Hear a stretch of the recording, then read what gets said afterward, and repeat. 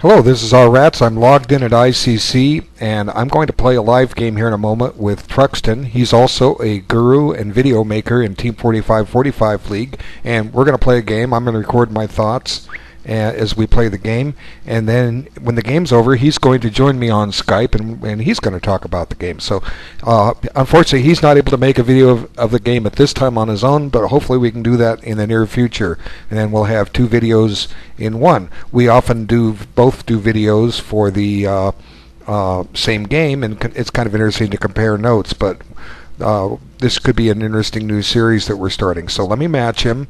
He's expecting it. Where is the match command? It was there a minute ago. Play Truxton.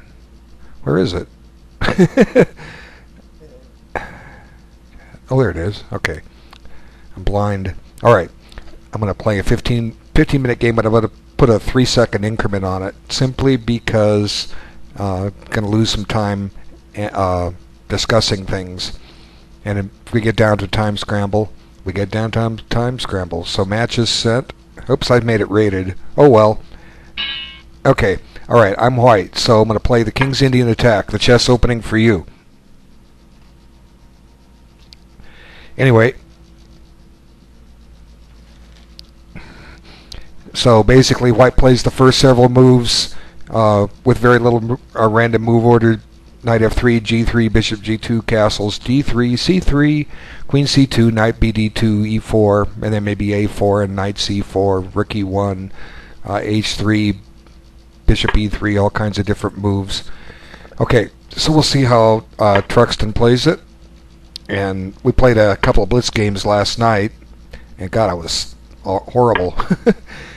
Hanging pieces left and right, he wasn't seeing them, you know. Okay, so he's kind of playing a cautious, close Sicilian type approach, which is fine. It's not a bad setup for black to try the Sicilian defense against this, allows a close Sicilian. White could seek a favorable transposition at some point. I don't see one right at the moment, although D4 could possibly go into certain lines of the English. And let's see, if I play D4 now, we are in kind of a Réti formation. Maybe we could get into the Tarrasch defense to the Queen's Gambit declined. Let's see. Do I want to do a transposition?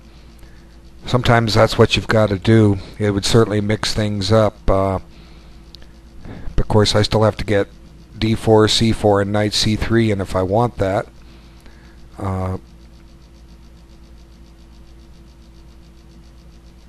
let's see, D4, what's he going to play? If he plays Knight C6, I can play C4. I'm close to it. Let's just give it a try. I'm gonna try something different here. See what happens. I'm normally used to playing one way, but I don't really want to get into that way now. Okay, now C4, it might involve me making a temporary pawn sacrifice, but I'm not too worried about that.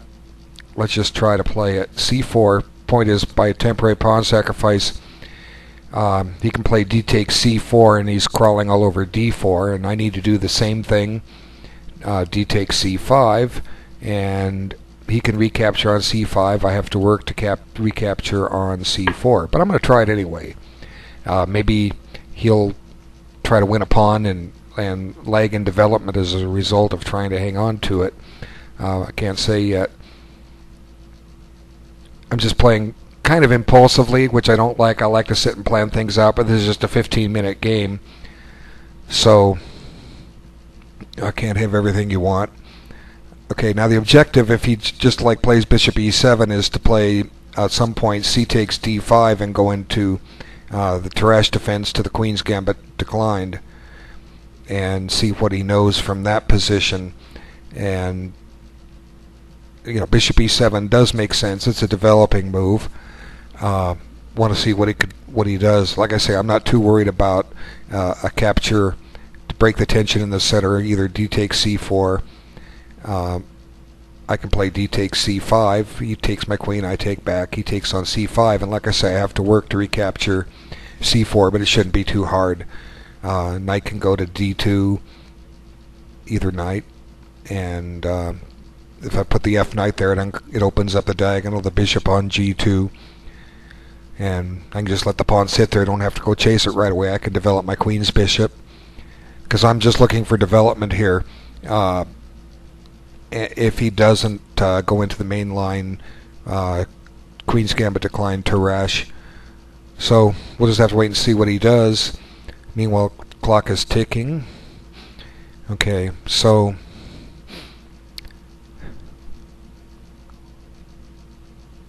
I've got my king side developed, but I don't have my queen side developed. He's got a little bit of each side. Candidate moves. Probably bishop e7, I think, is the best move. If he tries to upset the apple cart with other moves. Well, c takes d4 is interesting. Knight takes d4. But then if he takes on c4, he's going to have isolated pawns, okay, on the c file. So he did take there, and I don't think that's his best choice. So I'll take on c5, and then if he trades queens, that further develops my rook. He can get his bishop out, but like I say, I have some play here on the board, and I could have played queen a4 here, but I want to try this line. Okay, so this does help get his bishop on f8 developed at some point. If he takes now, I can take on d8 with my queen, and his knight would have to retreat. Then I have moves like knight e5, or he can give up castling. Oh, he played queen a4, the more interesting move. Okay, well, it's time to hunker down now and figure out how we want to play this. All right, like I say, I'm not worried about losing a pawn on the c4. That is not a problem. I don't care. What I care about is getting my chessmen out. And at the moment, he hasn't developed his guys, so he's still got a couple bishops at home. He's planning to take on c5 next move. How about if we just let him? I could play, if I play knight, I could play knight a3 here, and if he takes with the queen, I get another tempo on his bishop, on his queen with bishop e3. If he takes with the bishop, of course, I can take with the knight on c4, and I'm attacking his queen. So let's see, do I want to go that way? Knight d2 is the other way. Gives him the possibility to play c3, but I'm not too worried about that. That pawn isn't going anywhere. I can just play knight b3 and guard my c5 pawn. The tempo is queen, and collect things later. So I think knight e2 is a good move here. And if he plays queen takes c5, I no longer have the option of bishop e3, but so let's see, maybe knight a3 is the move here. Knight a3, queen takes c5, or yeah, knight a3, and he can, what can he do? I'm gonna play knight a3. I just hovered over there, the square there. Knight a3.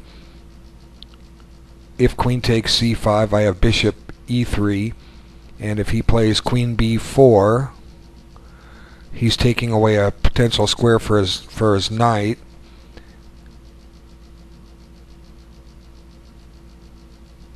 He could also play queen d5. Then I get some possible discoveries on his queen. Yeah, we're going to do that. Knight a3. Let's see what happens. Like I say, I'm not worried about bishop takes c5 at all. I'll take on c4 with my knight, and tempo is queen. Okay, so what if anybody's watching? All 837. Nobody's watching. Good. Okay. Don't really need an audience. So knight a3 is an interesting move. It kept the diagonal c1 h8. Okay, he did take with the queen, so that gives me the tempo I wanted. Now I get a tempo on his queen. Okay, so this is where you can sometimes pick up some points in chess. Now all four white minor pieces are developed. I'm down a pawn, but his queen's under attack, so I'm going to get something else developed.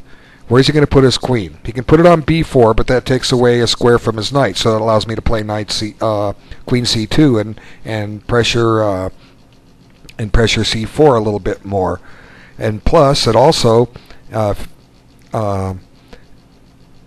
gives me more pressure on the C file and the D file. They could play B5 and try to hang on to things, but then I just double up and push B3, and he's got pin problems on the C file. He can't take on B3.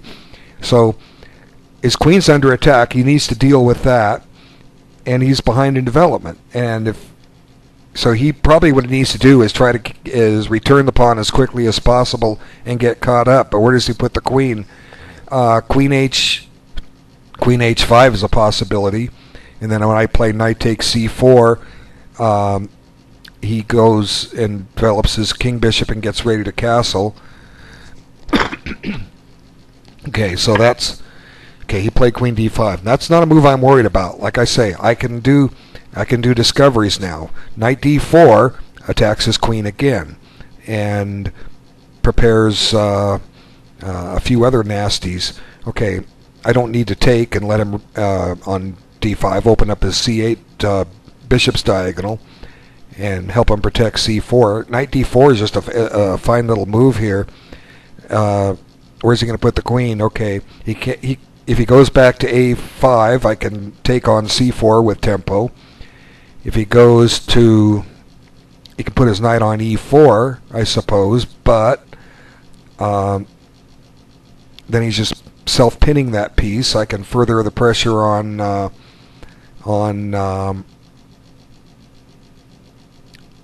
c4. I can take on c6 first, and if I want to get rid of that, then put the queen on c2. This just makes sense. Knight d4, it just gains another tempo on his queen, and I don't need to exchange queens when I'm ahead in development. There's no way, shape, form, rhyme and reason to wanting to do that. Okay, so like I say, we're just sitting here waiting for him to move. Now his queen's under attack again. Knight e4 is just asking for it, I think. But he needs to find a square, a home for the queen, and he probably has to stay close to the knight on c6. So where's he going to go? He can't go to c5. That allows a knight takes c5, regaining the pawn. Still with pressure on c4. It opens up his bishop's diagonal, but I can then take on f8, and he won't be able to castle kingside. So knight e4 is interesting. You know, his idea is to follow it up with f5 if I pin it with queen c2, or I could even do other things here. Black's in trouble here. The rule number 1, don't grab pawns in the opening. Okay, especially when you're black. Just be happy with trying to get equality. I guess Truxton didn't realize we could have gone into a Queen's Gambit decline Tarrasch defense. Of course, I still have to prove everything, but things are looking nice here from the white side. And how did I do this?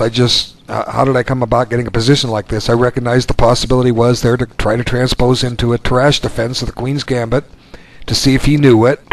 And okay, now he's retreated his queen, so he smells the rat. And I can regain the pawn on c4, and I've got a nice development lead. Plus, I can do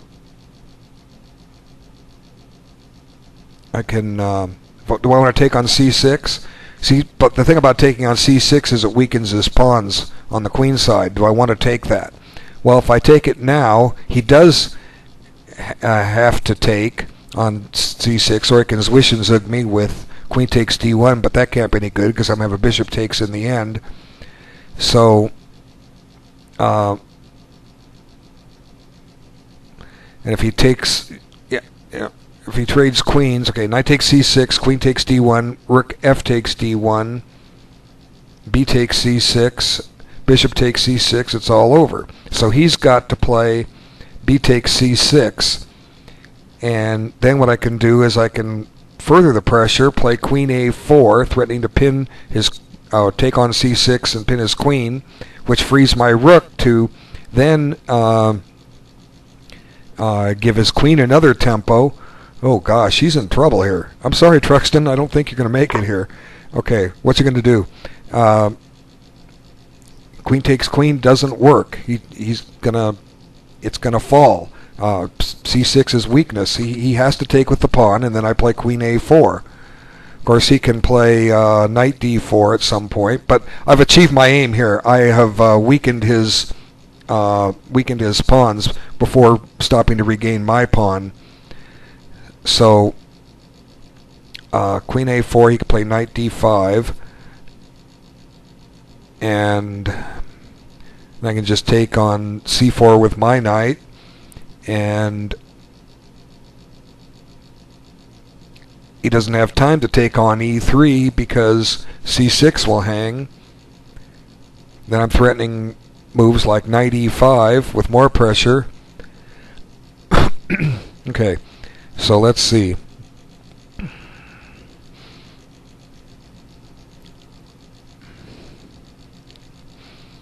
What's he going? You know, he's got to take back with the pawn, I think, on C6. It's an only move. Unless I'm blind. Let's see. Queen takes D1. Rook takes D1. Then if he takes on C6, he gets forked. He has to play B takes C6 here. Now the question is, do I want to play Queen A4 or find a new move? I don't know. I'm thinking Queen A4 looks just fine. I guess he could play Bishop takes A3 here. Do I worry about that move? That helps him get castled a little quicker. Not too worried about that. Bishop takes A3. B takes A3. Hey, he did. Okay. So I'm not too worried. B takes A3 I think is better. He still has to play B takes C6, and after Rook AD1 or Rook FD1, Knight D5, I have Bishop C5, which stops him from castling. Okay, so not too worried about the double pawns; they mean nothing. Now he's got dark square weaknesses in his position. Yeah, clearly. Okay, so now Queen A4, he plays Knight D5, and I play Bishop C5. And he can't castle. Rook A1, Knight D5, wait, Queen A4, Knight D5, Bishop C5. He can't castle. He can push his pawn to C3, but it's, you know, it's not going anywhere. And I can evict his knight with E4 in a moment, so just Queen A4. And he doesn't have time to play C5 because not only does his rook hang on E8, I can stick my bishop on C6. So he needs to play Knight D5 here, and then Bishop C5 just hurts because he can't castle. He could try to castle by hand with F5, the idea to play King F7. But I'm going to kick the knight with E4 and then try and tempo him somewhere. Rook D1, but I can play Knight B. I can't play Knight B6. It's pinned. So 15-0 is interesting chess, but it's much better than Blitz because you can stop and think and not make silly mistakes. But if you need to stop and think and sort your way through things, it's really in its way too quick too. It's definitely not tournament level chess. I don't know why internet chess decides to call it standard when it isn't. It's really blitz chess. But anyway, let's see what's Black going to do here. Candidate moves Knight D. I think play Bishop B7. Not too worried about that because I still tempo his queen with Rook AD1 and then slap the bishop in on C5. So, and that bishop's very powerful on C5 because it just cripples his game. He can't castle. And he's ahead of pawn here, for what it's worth. Okay. But a pawn is nothing. You know, pawns beat you in the ending. We're still in the middle game here. We barely left the opening. Time is becoming a factor. I have a 3-minute time advantage. Okay, he played knight e5, so now I'm going to play bishop c5 and see what he does. That stops him from castling. And next I'm planning to play e4. So he might try f5 here, but that's okay. I may play e4 anyway. That activates my forces him to take, and I take back with the bishop. Then he's got some horrible pawns on white squares, c6, e6, and c4, and my bishop just got active on a new diagonal, as well as the long diagonal. It's also would be on the b1 h7 diagonal. He could play knight e7 to try to castle, but then I just get a tempo on his queen with rook fd1 or the like, or I could just take his knight on e7, and if he takes with the king, I play bishop takes c6, and I'm forking things. So, you know, white just has all kinds of good moves here. I think f5 is his only move to try, and I mentioned earlier. Now he played there. Okay, so now if I play e4, he can't play knight b6. He could play knight c3, but then I take. Ooh, gotta be careful. No, I'm okay. The check on e2 is missing. There's nothing. e4. If he plays knight takes f6 or knight f6, I can regain my pawn, or I can stick a rook on d1. What does he do? He doesn't have a good move here. Okay, e4. He could try knight c7. He could try go back to the knight e7 plan, but I still gain the tempo on his queen with rook d1. Either rook, probably the f rook. Keep the other rook for the b file.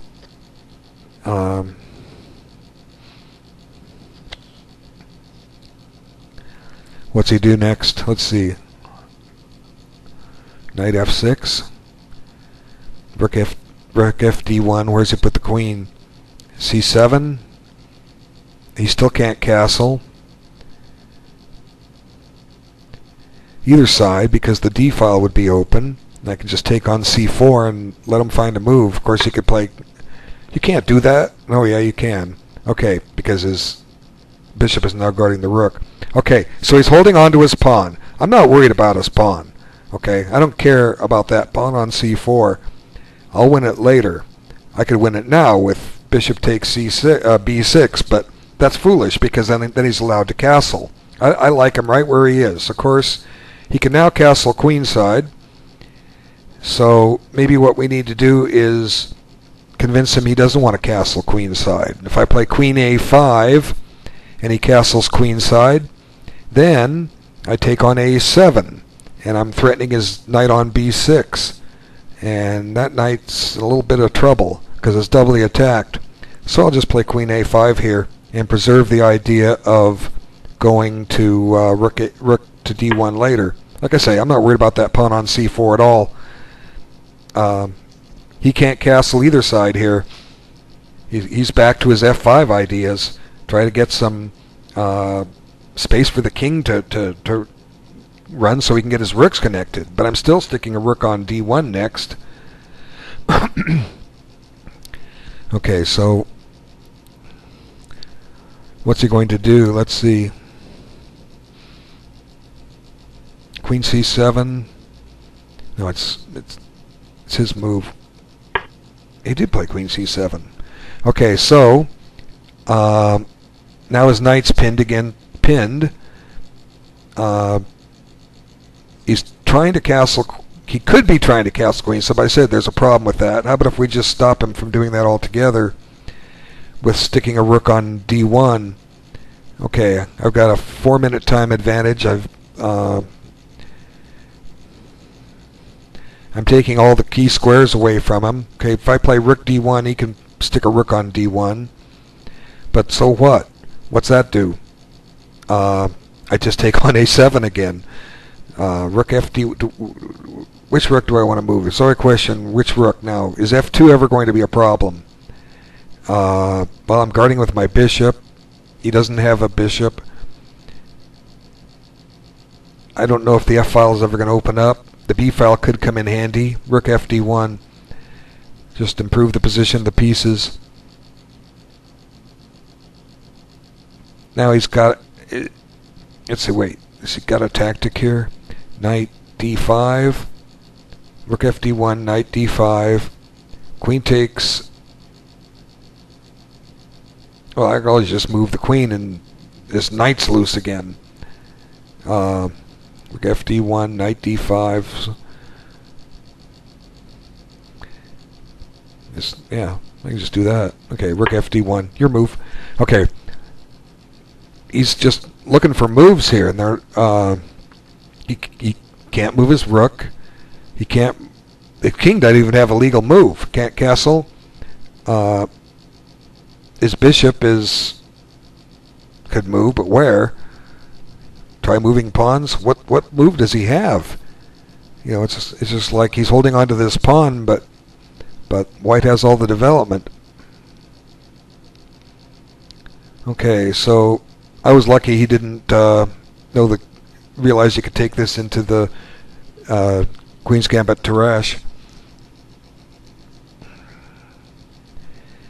But okay, candidate moves. So he did play Knight D5. Okay, as I said, I can just move my queen, and his knight is loose again.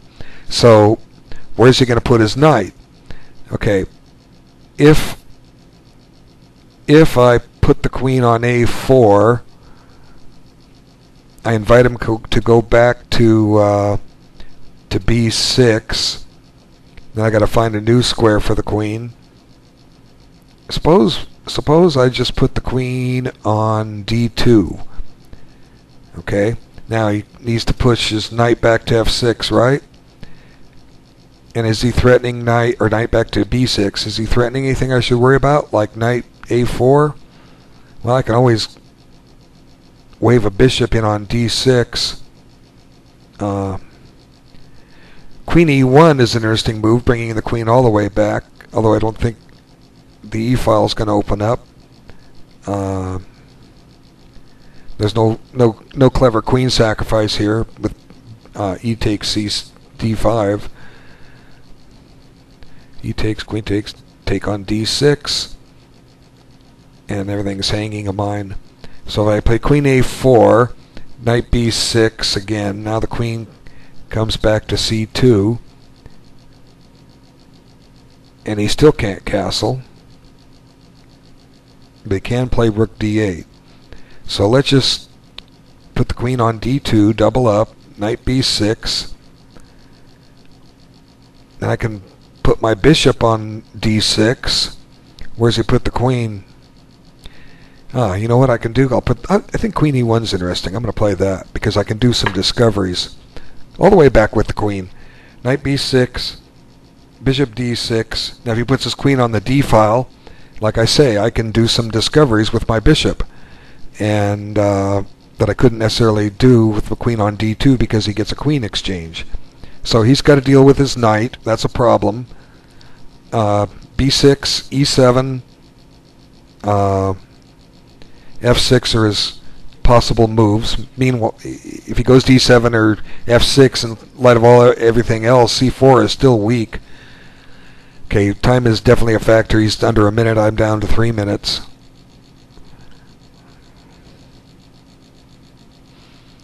Okay, so like I say, the idea of queen E1 was to keep the D file clear. Like for instance, knight E7, bishop D6. He can't go to queen to D8 or D7 because I have a bishop discovery, like bishop E5, attacking his queen. His queen runs away, and I go grab his pawn on G7 and give him nothing but weak pawns.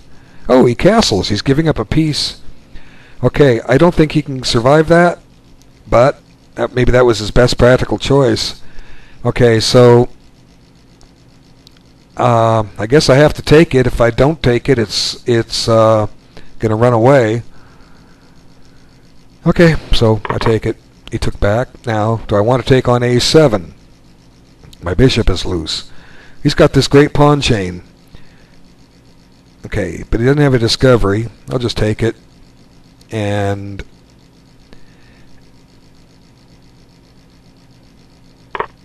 see what he does. Okay.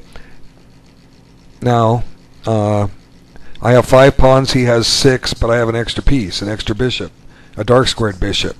He's got some passed pawns, but they're not all that dangerous. Okay, so he wants my bishop. I can't let him have it. I'll put the bishop on D4, which sets up somewhat of a blockade. Then I can follow that up with F4 and stop his pawns from getting out of control on me accidentally. Okay. Now, I don't really care about the pawn on G7. It's not worth it. If I take it, he gets E5 in. But if I play F4 and he tries F6, is he threatening E5? Not necessarily, because I have bishop checks and rook checks out of it. So we want him to play E5 at some point. I can play rook B8, rook B1, save a tempo, rook B1. If E5, I have bishop A3 check, or H3 check. What's he do? He cries because he has to interpose a rook. Okay, so I'll just play quietly here. Okay, he can also play C3. No, I just take it. Okay, rook B1. Go ahead and play E5. Your time is almost out. Oh, ouch, I'm sorry. Game up. Oh, we found it. Found a move. Okay.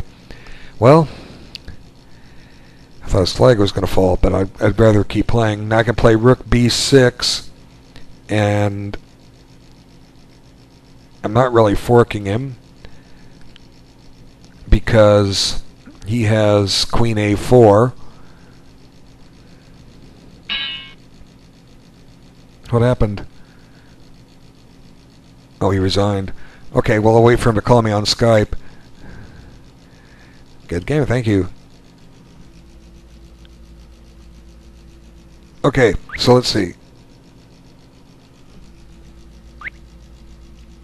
Yeah, rook B6, then queen A4 for you.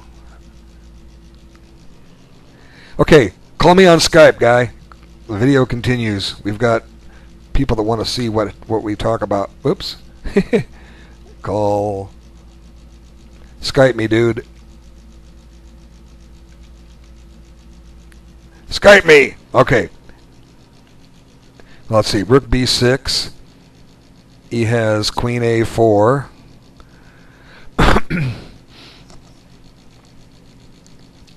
And I mean, I'm still a piece ahead. I've still got a good position. I can stick my queen on B4 and offer him to straighten my pawns out.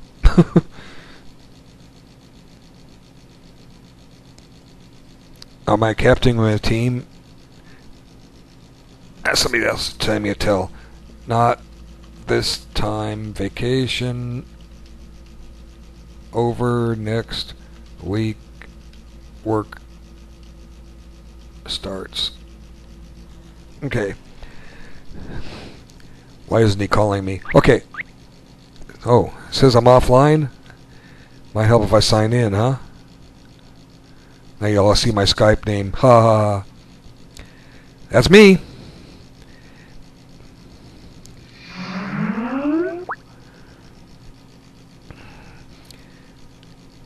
But if I don't know you, I want to accept you, so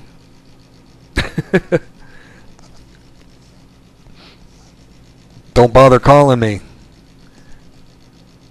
Don't bother adding me. I know the way I give out my Skype name, I get yours first. If I get yours first, then I can contact you. And if someone contacts me, I block them. You wouldn't believe the scammers I get trying to contact me on that. So, anyway.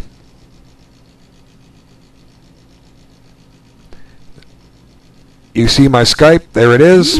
Here, look at this. Isn't this clever? Answer with video. No, let's just answer. You don't want to see him, right? Let's respect his privacy. Okay. So, I didn't answer with video.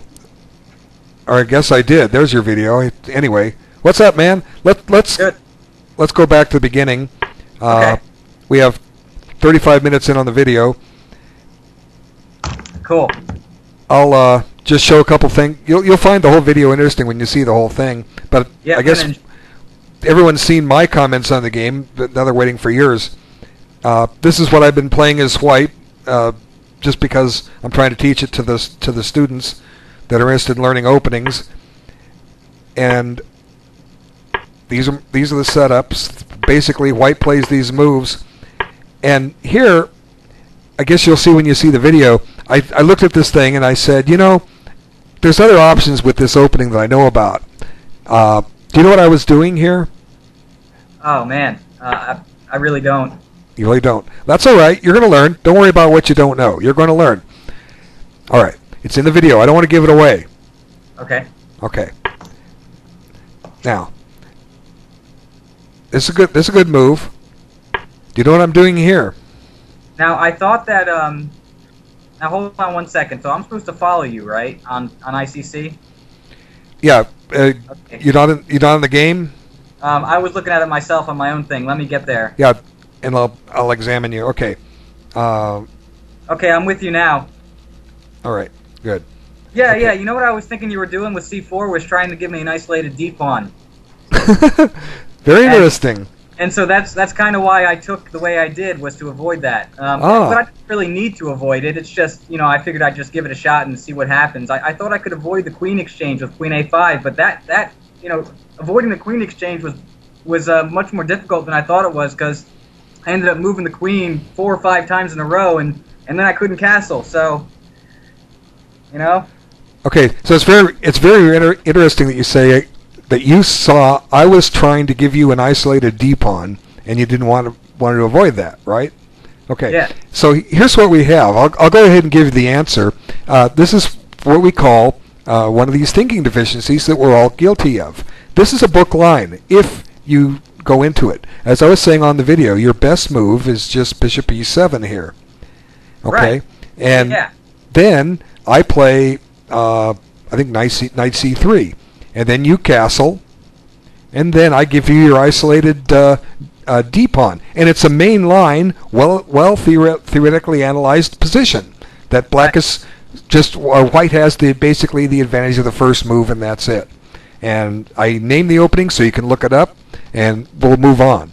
But I recognized from that position when I played D4 that I could possibly transpose into it. And instead of just continually trying to rehash this same 10-move setup that white has, I thought that I would try to show you can often go into different lines. And so I thought of this just here on the spur of the moment. Right. So I'm sorry to interrupt you, but is there like a cricket going on in the background? I hear like a cricket from your end. yeah, people say that. It's probably my air conditioner. Let me see if I shut it off. I'll swelter, but is it gone now? Yeah, it's gone now. Okay, because I don't hear it, and I never hear it in the recordings I make. I don't know. Okay. Anyway, so this kind of like I was discussing the different pawn captures, and these all just are fine for me. White's has got this really fine game now. Anytime probably your best move I think is to, I don't remember now, take the bishop here, and I was discussing I might take on D8, and if your knight takes, then I get knight E5 in, and if your king takes, you can't castle. Right. Yeah, so I mean, I'd have to take with the knight, but that just seems like something I don't want to do here. Yeah. Basically, what happened is you just kind of got a little discombobulated because you saw the possibility that you get an isolated D pawn, but you didn't know that was perfectly acceptable for black because it's a theoretically analyzed position. Yeah, that's a good point. That's no big deal. It's part of learning. Not everybody is expected to know every single opening right off the top of their head. I have shown games with this opening before. There from me on the white side, lesson 8, the impulsive move play, the rising star I was playing. Right. I had him beat and just kept making bad move after bad move. Then I played him again when he was 2300, and he had the better game but slipped up, and then I missed a tactical shot for a win. Well, it was this same opening, the Queen's Gambit declined to rash defense. Okay, but essentially, just going into this line, you're just getting into trouble because you're doing one thing that I always preach. You're not getting developed. Yeah. And that's what hurt. And as I was saying, the big problem for what Black should do is not go off on any kind of tangent where he's trying to grab a pawn or hang on to a pawn or create something into the structure at the expense of his development, because he's already down a half tempo to begin with. And that's exactly what I did. I went off on a tangent trying to hold on to pawns. Right.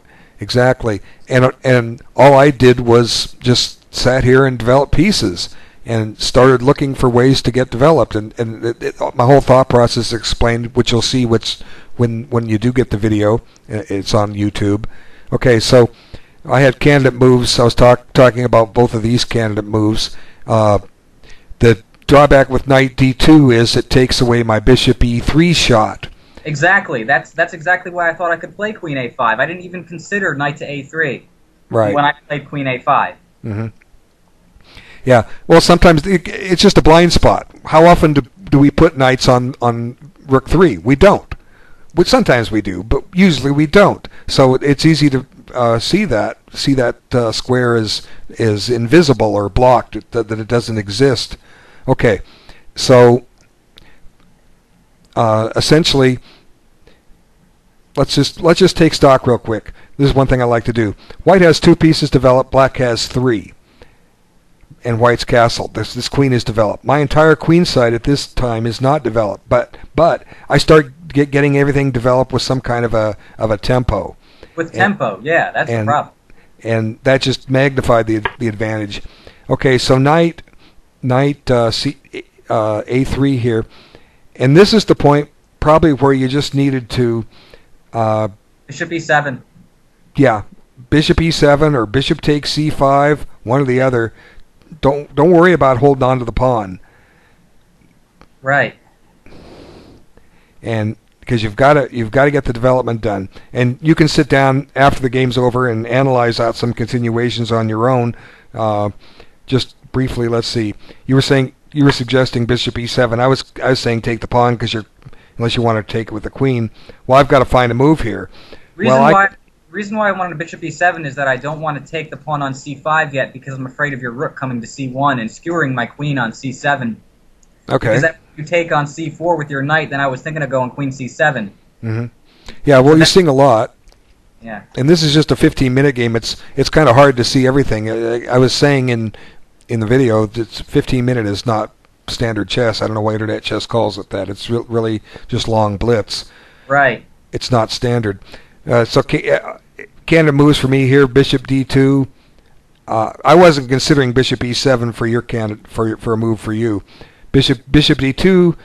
Go ahead and let you have the pawn. The idea is then I can play rook c1, or I could take on c4. That's another candidate move for White. I don't know, because I didn't even. A lot of times people play moves that I don't even expect. I'm prepared for something else. Right. And if maybe it's my own thinking deficiency. If I see this bishop moving, I see it moving to c5. I don't see it going to e7. Right. But maybe e7 is the better square because going to c5 opens up the c file for all kinds of things. So yeah. No, we all have thinking deficiencies we have to overcome. It's interesting. Okay, so let's get in the position. You took with the queen, and that gave me this immediate tempo. Right. And White's very close to having a winning game now, simply because your queen's in trouble. Where's it going to go? What were your candidate moves? I thought my move queen d5. I've got 2 or 3 candidate moves here, but I chose queen d5, and the main reason why I chose it was because I thought that after your queen moves, I thought you were going to move your queen. So I thought that after your queen moves, I could take on a3. and then you know, by developing the kingside bishop and then castle. But your move I didn't even consider was knight d4, because what that does is it blocks the d file, so I can't take your queen, and now my queen, you know, pretty much has to move again. So basically I just missed a move. I totally missed an opponent idea. Right, you missed the discovered attack on your queen. Yeah, and I was also considering in this position to play queen d6, and also queen back to a5. I was considering those things. Okay, one move I was looking at just for the fun of it was queen h5. I don't remember what I said about it. It just gets the thing I didn't mention on the video is it just gets the queen out of danger. There's no direct way for white to attack it from over there. Yeah, I didn't consider that. And from that point, I can continue with. But let's just see. Let's just take a look. A little fantasy chess here. Put the queen there. I think I was probably analyzing this move. Now, for what it's worth, I have a check, so I can make you lose a tempo. Yeah. If you move your bishop now, because you want to be able to castle. So. Bishop d7. If you play, you could play bishop d7. Okay, that's just a possibility. Now, if I want, I can pick up the bishop pair, but this is going to help you get castled. Right. And I guess I'm happy if you castle queenside. So let's just get it done and over with, and just evaluate the position. Now you can't. Queen d5 here. Well, maybe. I'm just looking at one line. Here you can't. Here you can't castle again. So you want to play queen d5 after I take on d6? Yeah. Okay.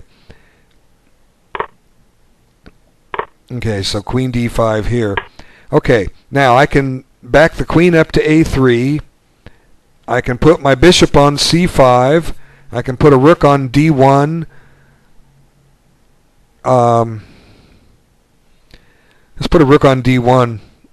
Well, let's see. Bishop c5 kind of keeps you from castling again, but you might have to play. Let's just put the rook here.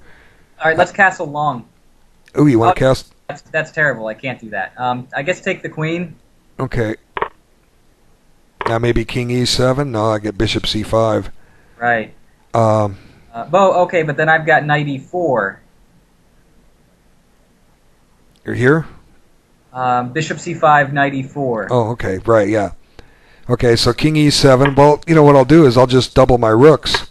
Right. Okay. And now, this is what I see out of this. Okay, I'm not saying this is forced, but this is getting your development caught up. But there's one structural problem that you have here.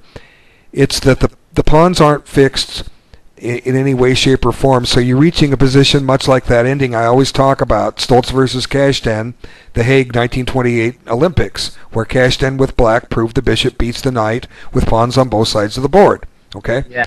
And your rooks are crushing me right now. And if we trade rooks, which you probably need to do, you're going to have some difficulty in this minor piece ending. And I'm not sure I want to trade rooks, but you might be able to force it. So. What do you think about the king's position here? Well, actually, there's some tricks here. You know, knight d5 kind of pins, messes that rook up. You know, I can't see one movers for the life of me. Well, but no, it was white. It was white's move. Well, I played rook ad1. Oh, okay, yeah. And then that was knight d5. But it doesn't matter. I can just drop the rook back even to d1. I don't have to try to double on the 7th. I can put it back on d1, and still you have some problems. This is now a threat with check, so you need to swing this rook over, and your king at least will get out of danger, and your rooks will be connected. But still, structurally wise, I've got the bishop pair and a slight advantage in development, ever so slight. You've caught up here. But so queen h5 wasn't that bad of a move, and unless what I have to do, and as I was talking about the video, is I'm not worried about getting my pawn back now because that lets him develop. There was a few cases where I'm just saying, I'll get the pawn later. That's not going anywhere. I'll get the pawn later. He's got weak pawns everywhere. Let's just keep developing, keep getting the pieces in play. So there's other candidate moves I could try, but in a 15-minute game, who knows what I'm going to try? Right. I didn't put much thought into it. It just seemed to make sense. What can I do besides what I did? I mean, in my analysis, instead of taking this, well, I can put the queen on a4, and get bishop d7 in, I guess. I can. Knight d4 is also an idea. Knight d4, it opens up the diagonal for my bishop. F3. Yeah, I gotta sneeze. Hang on. Don't you hate it when you have to sneeze and you can't? Yeah. All right. That's certainly one of the most interesting videos I've made so far. We've got two people on here. Amber was the first one to get on. My neighbor still hasn't had her baby yet, but she's getting close. Wow. Yeah. She showed up for a little hello world. Okay, let's just get back to the game. There's some interesting candidate moves, but you see, this just gives me this other tempo, and it's like, wow, everything I want is happening. Yeah. The white piece is just springing to life, and now I take on here. I didn't consider bishop takes a3 at first. I was thinking your only move is to take my knight with your pawn, because c6 is going to be a problem if you trade queens, right? Right. Okay, so, but then I said I'm not worried about bishop a3, and it's funny. As soon as I said it, oh, you can always go bishop a3, and then you played it. And I said, well, I'm not worried about that, because once again you have to take back the piece, right? And now I go threaten a fork, so you can't castle here. I avoid the queen exchange. Yeah, here I knew I was in trouble. Right. And again, I don't even care about that pawn on c4. I'll win it 20 moves from now if I can keep the vice grip on. Yeah, that makes sense. And I do these videos in the league, and I see players always, they want to grab that pawn. It's like, oh my God, I gave up a pawn. I got to get it back. Well, you don't have to get it back now. It's not going anywhere. It'll come later. And so many times people just mess up a totally good position by grabbing a pawn, and it's all there. Video 6 in my lessons, lesson 6, the one about candidate moves. The guy kept offering me pawns, and I kept declining him. Wow. And every time I declined him, I just improved my position a little bit. And finally, his position just fell apart. And you don't have to get the pawns now. You're a pawn ahead, but your position is suffering. So I don't care about the pawn. Okay, so now knight d5, and I was expecting that. And then I said, well, I got bishop c5. Of course, I didn't even see that option earlier because the bishop was still on the board. But now that you've gotten rid of it, as soon as you got rid of it, I realized I would have that option, and yeah. you can't. It's too bad that I can't play knight e7 here. Right. Yeah, I have my choice. Well, you have your choice of which ways to lose after I take it. If I take with the king, if you take with the king, I fork on bishop takes e6. I guess I go there anyway. Bishop takes c6. It's just whether it's with check or not. And now another tempo. Man. And it's like you're running out of moves here. And at some point, the only plan you might have had, I didn't mention it, was at some point was to try for f5 and castle by hand. I considered it, but didn't look so so appealing. And queen a5 here is a nice move because it stops you from castling queenside, because you hang a7 and then your knight's doubly attacked. Yep. So then where's the knight go? Back to a8? Oh, it's just like trouble. You're ready to bring a rook over to d1. I mean, this is just ouch. Yeah. Yeah. There it is. And you have no legal move for your king. You can't move your rook on a8. Your knight can't. Well, your knight can move. I wasn't worried about that. Your bishop, where can it go to? It's unfortunate. You really don't have a move. I know. What you played was good. Now, I had an interesting discussion like where to put the queen here on the video, which you'll see. Do you realize why I selected the square I did? I'm pretty sure I figured that out. Let's see if you know. Well, let me think about it for about 15 seconds. Okay, yeah, because you got to stop the fork on c3, right? I didn't see that. I don't see a. What are you? What are Well, you look, forking? Queen A4, knight c3. Well, I guess, yeah, you're right. Okay, I guess they didn't even consider that during the game. I was saying, well, I can go Queen A4, he just goes Knight B6, and we repeat. Okay, the difference between Queen D2 and Queen E1 is what I was referring to. I've got pawn to c3 if Queen D2, maybe. Well, yeah, maybe you might have that, but okay, you'll see it when we get there. It's just a variation. Now, here is this where you castled and just gave me the piece? Yeah, because I didn't know what else to do. Right. Okay. Well, the difference here is, okay, if your knight moves, pick a square. Okay. B6. B6. Yeah. Okay. Now I have bishop D6. Now, where's your queen go? If it goes to D7, I guess it could go to C8. But here's the purpose of Queen 1. If it goes to D7, I have a discovery with this bishop that I didn't have with the queen on D2.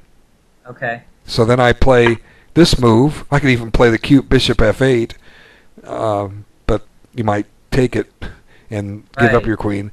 Now the queen moves, and then I grab this pawn. So that was the whole idea behind going Queen E1, was to avoid a queen exchange and open up this possibility. Right. So I agree with that. You know, I see tactics. I just have to work them out and you can find out why one move is better than another. But to expect me to find it in a blitz game when it counts, you know, you miss a tactic in a blitz game and the whole game shot. You've just thrown a game away. You know, people love to play blitz. I had somebody harassing me last night on chess.com to play blitz with him. I can beat masters. I said, yeah, let me make a point here. You can play blitz against masters. You can beat them, but at the end of the day, they still have their title, and you don't have one. Blitz doesn't mean anything. Not to me. Yeah, exactly. And I made a comment. I said I think blitz is for people that are actually good at it, and I definitely acknowledge that they are excellent at it. They're better than I am at it, but they keep playing it because they fail at regular standard chess, or at least they haven't met their expectations. So they play the one form of chess that they're good at, and because they don't want to show the flaws in their real game and play regular and try and get better. So standard chess is the only way. That's how the world champions play. Yep. Okay, so I could, but those that play blitz well, good, go for it. I think it's better for grandmasters to practice. That's what it's for. And now you've got this impressive pawn chain. I know that was the idea, but I kind of knew I was lost. You're going to overpower me with your pieces, but I didn't know what else to do, because if I did anything else, you were going to smash me, so getting smashed either way. Right. Okay, so let's see. Bishop takes A7, and I've got to find a home for the bishop. So I picked here. Now I'm restraining E5, and I can always play A4 if I have to, but I came up with a new idea. Now, I thought that I could play E5 on this move right here. That's why I played bishop A6, because I thought if bishop D4, then I could play E5. But it was a counting mistake. I thought I didn't see that you could just take the pawn on E5 in my calculation. Right. Yeah, we do that. I've done it. We all do it. Okay. And here, I like my next move was kind of subtlety. It's inviting you to play E5. Yeah, it was a great move. Thanks. It really was. So for the people that say how did you think of that move? Well, okay, here's how I saw it. Now I guess a grandmaster would look at that, boom. Bobby Fischer would just say that's your move because of this. Well, we mortals we mortals have to stop and think of things. So you back into this. You say to yourself, what does Black want to do here? Well, its only hope is to advance his center pawns, right? Right. Well, the moment his center pawn advances, it opens up this diagonal, and I see that. When you're analyzing E5, you see, well, that opens up this diagonal. You're analyzing, and you see this check.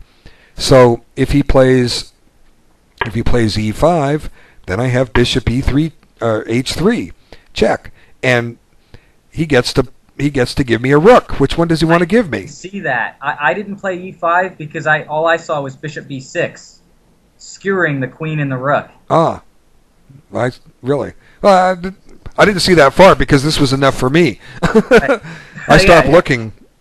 I guess as the grandmasters say, when you see a good move, stop, look for a better one. Which one's better, Bishop B6 or Bishop H3? Bishop H3, I think. Well, it doesn't matter which one's better. They both win. Ideally, you want to do the stronger of the two. But I'm low on time too, by the way. But that's not important. Well, but you get to give me something with check. That you can give me a pawn with check if you want. That does you no good. So pick a rook. Right. And then I'm at the end of the day, I guess I can take on E5 or go back to D7, the D7 modus. So maybe you have to give me this rook. Yeah. And now it's pinned. It's not going anywhere. I don't have to take it. Bishop B6. I could play. I could keep the pressure up with Bishop B6. Where are you going to go? B6. Rook B6. Yeah. Yeah. I have all kinds of good moves. Now this pawn is pinned. It can't take. It can't, amazing. Just pandemonium here. Yeah. Disaster. What about the other rook? Rook E6. Well, it's Bishop B6. Yeah, go back to Bishop B6 again. Now this rook is pinned, and then you're going to lose this rook and then this rook for both my bishops. You'll be down. You'll have a bishop and a couple pawns for two rooks. Right. So I just didn't go far enough to see what that was doing. The purpose of Rook B1 was to cut your king off. I didn't want your king running. Yeah, that's the first thing I saw. You saw Bishop B6. So it's interesting how two players will see different things. Their first impression. My purpose was to simply shut your king off. I'm not thinking tactically. I'm thinking strategically, positionally. Restrict the king. And you're saying, and then the blitz player you're saying is, oh, threat, Bishop B6. I don't care about the material. I want the position. The position will win material. It's a good point. So yeah, it's really fascinating having this discussion and putting it on a video here of a live game. Now here he resigned. I was considering Rook B6. Yeah, I resigned because of Rook B6 and because of other things. But you have Queen A4, and that's as far as I went. Why did you do that? You still have trouble getting E5 in.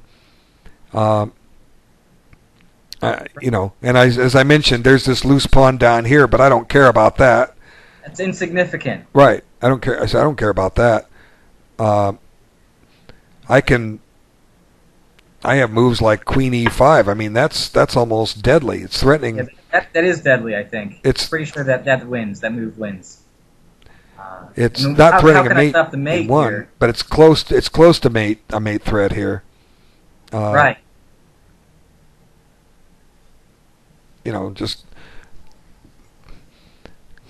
And here your little trump, your one salvation in the position is this pawn chain, and I've got it covered because you don't have any counter to me on the diagonal. Your bishop's been traded. Okay. The video's just gone over 1 hour. I talked for about a minute, maybe a minute and a half before, just introducing it. Okay. People will look at this. We can still hang out and talk, but I'm going to shut the video off so that those that want to move on. I was lucky. I pointed that out in the video. I was lucky you didn't know theory. I can't get away with this against an equal. Well, what's funny is that I played the way I did to get myself out of theory. That's exactly why I played it, because I didn't want to get into a theoretical line and then all of a sudden lose after the theory ends. I wanted to think. Well, there's a lot of lines in that that Teresh. I studied it extensively about 30 years ago. I played it a few times, but I just didn't get fond enough of it. There was a strong FIDE master in Southern California that played it, a couple of them that played it and did quite well with it. And so I was kind of like modeling my play after them, but I ended up just not finding some other system against D4. It wasn't long after that I took up the Jagoran defense just to test that out. But I don't know all the book lines. I know there's a lot of variations that white or black can employ, and I know that I don't know the book, but I know the basic ideas behind them, and just have to go from there. Okay, thanks everyone for their time. I'm going to shut the video off and keep channels open with Truxton, and we'll talk about some other stuff. So very, very instructive game, and I was lucky. But this is what can happen if you